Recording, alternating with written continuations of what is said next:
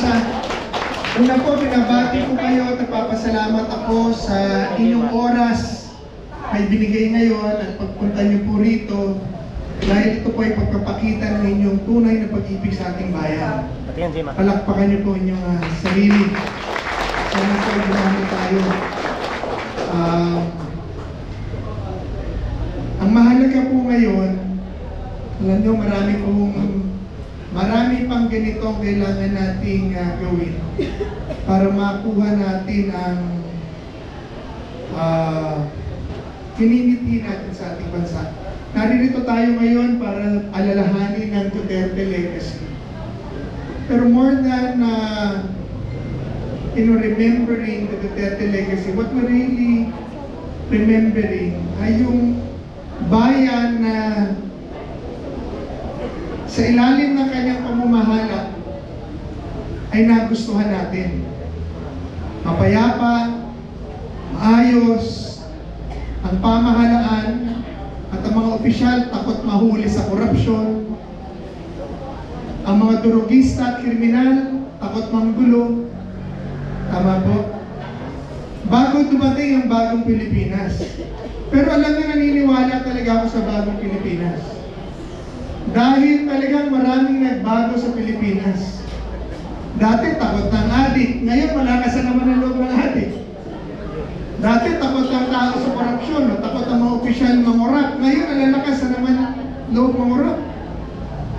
At ang mabigat pa ho sa lahat, parang ang kakapal ng mukha ng mga opisyal ngayon. Tama, sobrang kapal. Alam na galit ang tao, alam na ayaw ng tao. In fact, huling-huli na sila ng tao. Tama? Narinig na natin ang lahat na kailangan nating marinig ng kanilang pagnanakaw at paano nila inabuso ang pondo sa pamamagitan ng flood control. Tama po ba?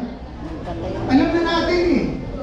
Alam na natin na sa Kongreso nagsimula ang mga mastermind. Tama po ba?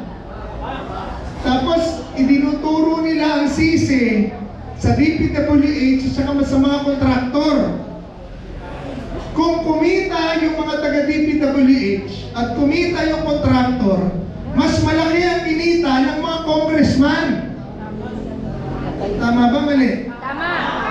Kasi sila ang amo. Ang bigayan daw sa kanila, 20, 30, 45%. Siyempre, kikita pa yung kontraktor. Tapos, magbibigay ka pa sa DPWH, dun sa back. Tapos, magbibigay ka pa ng buwis. 7%, 6%, 45, 30, 20, 30, 45% sa kanila. Bibigay ka pa sa COA kung kukuha, isa hanggang 1%, 7% tax, 6% sa back. Kikita pa yung kontraktor. Kaya natitira na lamang po sa proyekto. Tama yung computation ko noon, 22 to 30%. Yun na lang po sa proyekto. Kung magkakaroon pa ng proyekto. Ano? Pero kung wala ng proyekto, pinira na lang lahat yun. At magkano daw po yun? Ini-estimate na 1 trilyon hanggang 1.7 trillion pesos. Eh, ilang bahay na naipagawa nun? Ilang eskwelahan na napagawa nun? Ilang hanap buhay na po ang naitayo nun para mga Pilipinong walang trabaho magkaroon ng pagkakakitaan? Hello? Pero imbis ng masenso ang Pilipino sa perang binibigay din naman natin, sa gobyernong itinatag natin, lalong humirap ang mga Pilipino, binaha pa tayo. Hello? Nasa tuwing uulan at babagyo, nilinervous tayong lahat kung babaha ba. Hello? Tapos sila lang ang yumaman. Tambak ang mga supercars. Tambak ang malalaking bahay na pinagagawa. In fact, bili na sila ng bahay dahil yung perang kanilang nakalumbat, hindi nila mailigay sa bangko. Kailangan silang bumili bumili ng bahay para lagyan ng perang ninakaw sa gobyerno. Hello? Alam natin lahat yun eh. Tama po ba? Alam na natin yun eh. Pero, imbis na mahiya, imbis na mag-resign, imbis na itigil, sila pa ang nag-iimbestiga.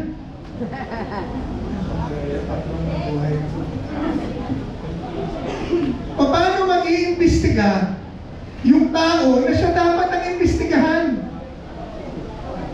Naintindihan po natin? At wala tayong magawa dahil sila ang nasa kapangyarihan. In fact, noong September 21, nag-people power na eh. Hello? Tama po ba? Sino sa inyo pumunta doon? Ang dami pumunta. Ako, nandun po ako. Pero wala pa rin. Tinutuloy-tuloy ang pagpapasa ng budget ngayon. Ngayon, yung napakagandang investigasyon na pinangungunahan ni Senator Marcoleta. Sino nagustuhan yung investigasyon ni Senator Marcoleta? Ako nagusto ko. Bakit? Doon lumabas lahat eh. Lumabas yung Diskaya. Pinangalanan eh. No? Lumabas yung DPWH, mga district engineers. Pinangalanan na rin. Lumabas pa doon yung mga congressman, itinuro na eh. No? Tapos ngayon, pinaltan, iba na ang direksyon. Iniiwas na doon sa ulo. Hello? Ngayon, alam po natin lahat yun eh. Alam natin ang nangyayari. Alam natin ang nangyayari. Alam natin ang dapat mangyari. Tama ba? Ano ang dapat mangyari? Dapat makulong sila eh. Lahat sila. Lahat eh. Patayin. Dapat mag-resign silang lahat eh. Tama? Lahat eh. Dahil yung nag-prepare ng budget, Kongreso yun eh. Both houses, ngayon nagtuturuan, pati raw senator, merong insertion. Alam niyo po, noong patanggal natin ang PDAF, ako po ang nanguna ng petisyon yan sa Supreme Court, kaya tinawag po yan the Bedrica ruling. Bawal na ang pork barrel system, pati insertions bawal. Ang problema natin, bawal na nga, ginagawa pa rin. Nung i-prepare ng Kongreso ang budget, isasabit yan sa Pangulo para aprubahan or i-veto. Ibig sabihin, kailangan i-review niya dahil siya ang pipirma. At inamin naman niya, nare-review niya. Inamin niya. In fact, sabi niya, binito pa nga niya yung ilang portions, which is around 29 billion. Pero yung 400 billion, in-approve niya eh. Flood control yun. Ibig sabihin, lahat sila mulat. Alam nila lahat ang ginagawa nila. Kaya sa maanumalyan, flood control project po na ito, accountable silang lahat. Ano? Kaya dapat palitan na natin silang lahat. Palitan, imbestigahan, ikulong, at bawiin yung mga ninakaw na pera.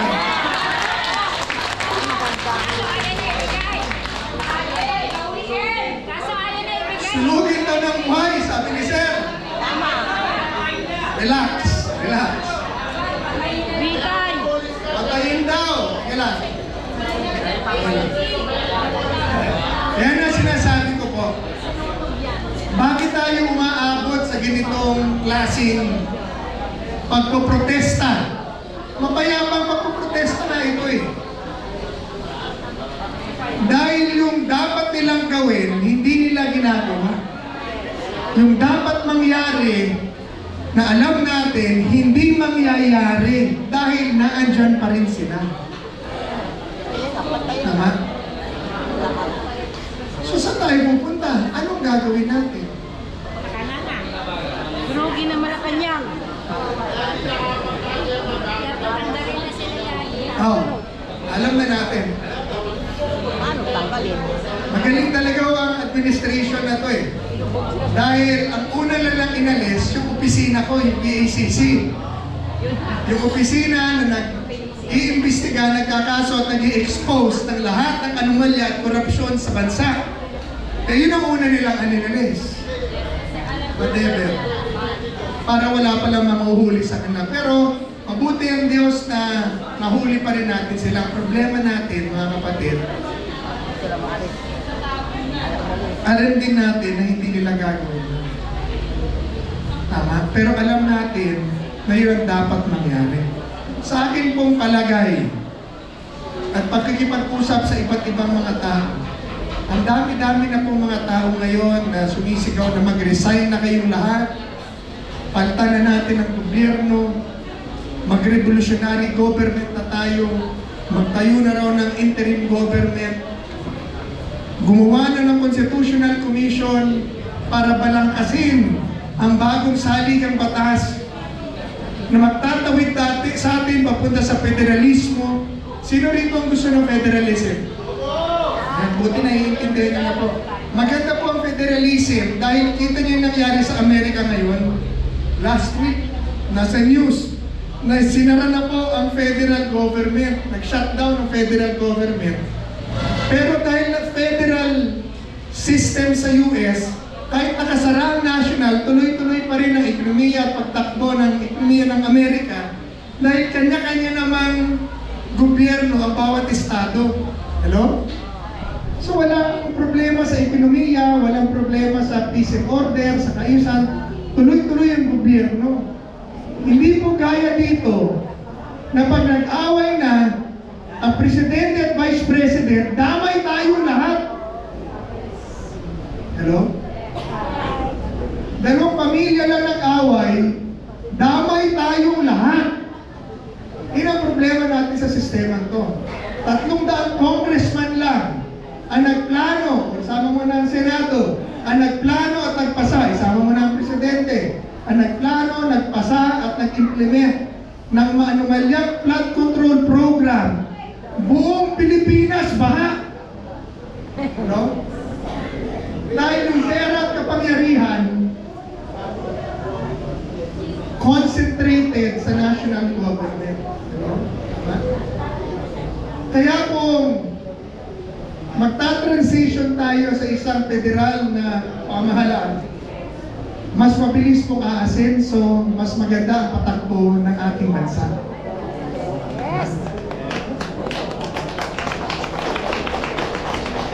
Sa totoo lang po mga kapatid, Diyos na lang ang kailangan talaga natin sa problema natin ito. Kailangan tayong manalangin dahil himala na lang talaga ang magbabago sa ating bansa.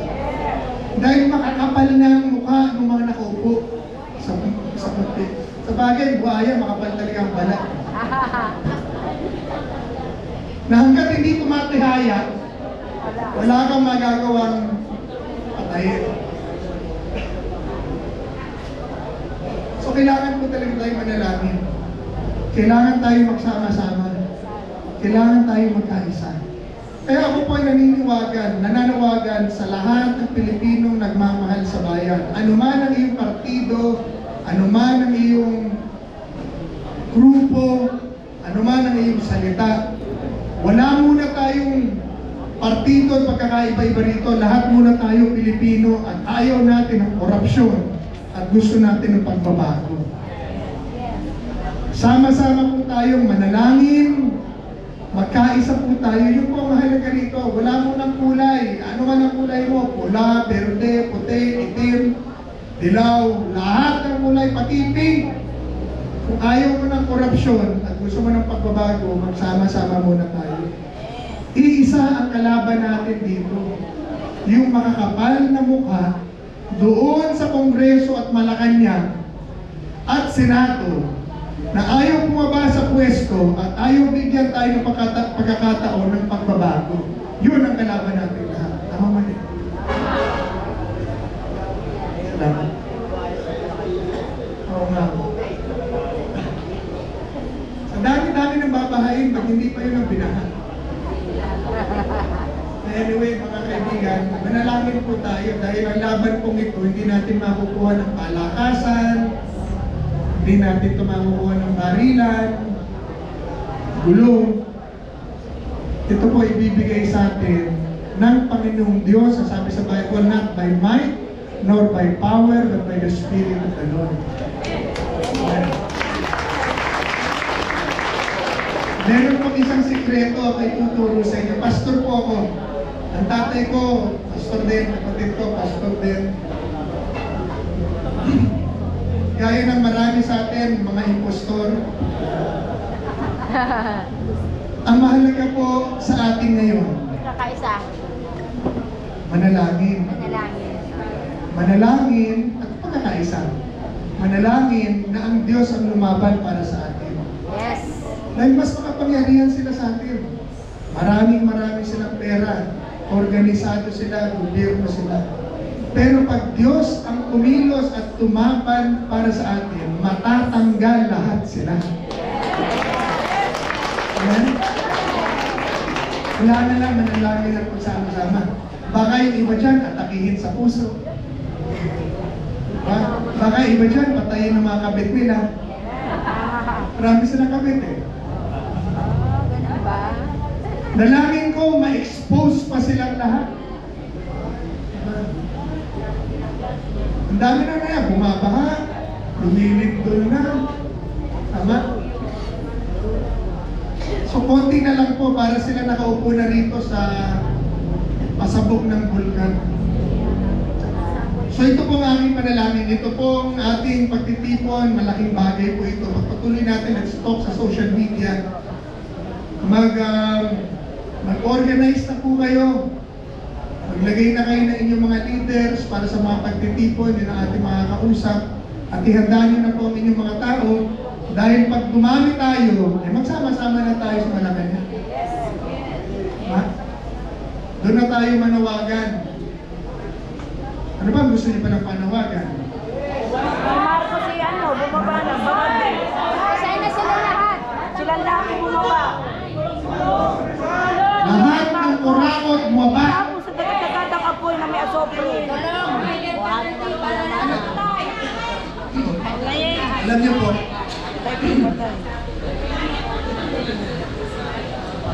kung matino ang ating presidente, kung malakas ang loob ng ating presidente, o kung malakas ang loob ng presidente, isinara na niya ng Kongreso. Teka lang, ang dami yung problema. Sarado muna, walang papasok. Mag-iimbestiga muna kami. Dapat yan, utusan na niya ang ombudsman. Pumasok na kayo, imbestiga na yan. Kunin muna ang mga dokumentos dyan, kunin ang mga cellphone at computer yan. Mag-iimbestiga muna tayo dito. Wala mo nang papasok. In fact, dapat suspendihin muna kayong lahat.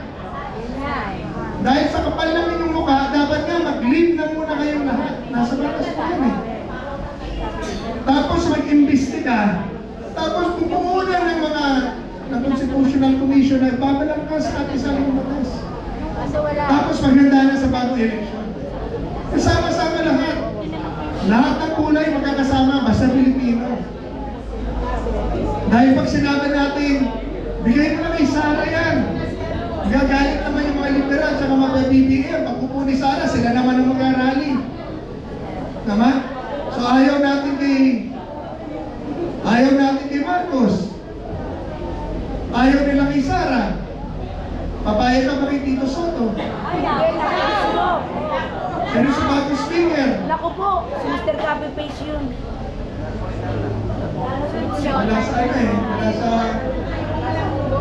Wala sa kasi ang ano niya, presidente, vice president, senate president, speaker of the house, tapos Supreme Court. So makikita sa ating Supreme Court. Kaya nga magulo eh, no? Wala na rin Supreme Court. Bayag na raw. Military. Militar? Meron kung ayaw nila. Hindi Military. pwede militar, kailangan tao. Kasi kung ayaw nila sa Sa mga mga militar, may martial yan. Hindi pwede. Militar, dapat gawin nila yung trabaho nila, protektahan nila ang tao Oo. at ang Estado. Binayaran na kasi nila. Diba? Huwag silang kumanin kahit kanino, basta protektahan nila ang tao at ang Estado at sundin nila ang saligang batas.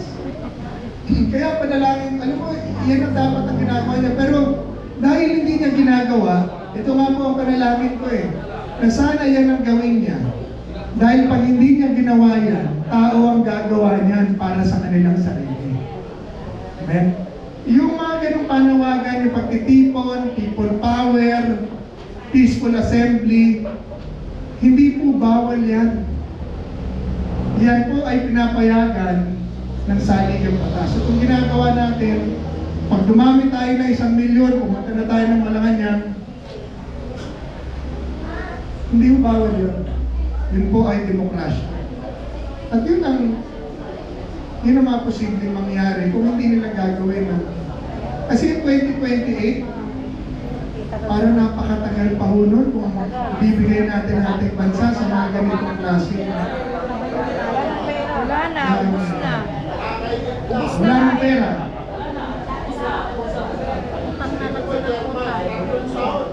May budget ng year 2020 sa problema, walang iba budget, namumutang. Ito po yun. Noong panahon po ni Digo, ni PACC, hindi po sila ganyang kalakas ang loob nakaw. Dahil matunugan pa lang, may nag-iimbestiga na, may nag-i-expose na. In fact, kung maaalala po ninyo, ang panahon ni Digo, in-expose na niya yung siyam na congressman na nasa listahan namin, 14 na district engineer, nakasampot nila, pinagtatatanggal po yun at pinagkakasuhan. Noon pa yan. Ngayon, ililigtas yung ulo, ilalaglag yung mga tauhan. Huwag mo tayong pumayag na ibibigay lang sa atin at kakasuhan at ay pakukulong ay yung mga tao-tauhan or kung sino lang. Yung basta may makulong lang, hindi po. Kailangan malaman, makasuhan at makulong lahat. At ang kanilang mga ninakaw ay kailangan mabawi. Alam niyo kung bakit? Dahil kung ilan-ilan lang po ang huhulihin dyan at ikukulong dyan, walang magbabago kasi ang pwede naman pala exemption. So doon na lang ako sa exempted. Tama ka eh. So palakasan lang pala to. Hello? So wala akong mangyayari.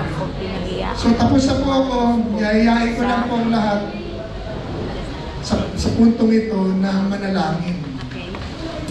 Dahil ang Panginoon Diyos po ang magbibigay sa atin ng tagumpay. Naniniwala po ba kayo doon? Yes! Malakas ang Lahat po panalangin. naniniwala at pananalangin, tumayo po. Tayo po lahat. Sila po ang ating Diyos. Siya po ang ating lapitan, atingan ng tulong, at himalat. Lahat po na nasabi ko ngayon ay parte lamang ng freedom of speech and expression. Ito po ay tunay kong damdamin. Alam kong damdamin din ng maraming Pilipino. Pero kung ano man ang nangyayari sa mga darating na panahon, ay nasa kamay na po ng Diyos yan at nasa puso na ng tao. Tayo po ay manalangin. Panginoon Diyos, sa pangalan ni Jesus, kami po ay lumalapit sa iyo ngayon. Humihingi ng kapatawaran at awa para sa aming bansa. Lahat po kami ay nagkasala at nagkamali. Wala po sa aming perfecto dito. Opisyal man o hindi, lahat kami makasalanan sa iyong harapan. Humihingi po kami ng kapatawaran. At sa panahon ito po, hinihingi din po namin ang katarungan at katalinuhan na bumalot sa aming lahat at pag-iingat sa bawat isa, bawat opisyal, bawat Pilipino na nakikisama sa ganitong panawagan. Na sila po, Panginoon, at kami ay inyo pong poprotektahan, iingatan at ang aming pamilya at ang aming bayan po ay ililigtas. Nananalangin po kami, Panginoon, na ang lahat ng mga korap na opisyal ay i-expose mo at alisin mo sa pwesto. Mula sa pinakamataas hanggang pinakamababang opisyal na sumali at nakisawsaw sa pang-aabuso ng kapangyarihan at pondo ng bayan, alisin niyo po sa pamahalaan. At dalangin namin, O Diyos, na Ikaw ang bigay sa amin ng karunungan at kakayahan na magtatag ng isang bagong bayan na susunod sa iyong mga batas at magiging mabait sa mga tao, na ibibigay ang kayamanan na ibinigay mo sa tao at hindi kukuhain. Dinadalangin namin ito, Panginoon, sa iyong pangalan, dahil alam namin na walang imposible sa iyo. Pagpalain niyo po kami, pagpalain niyo ang aming bansa sa pangalan ni Jesus. Amen. Amen. Maraming salamat Yes, po. thank you po, Lord. Magandang gabi sa inyo. Amen. At ako po ay naniniwala na sa pagkikipo natin ito ay nasa ating kaligitnaan ang banal na Espiritu ng ating Panginoon.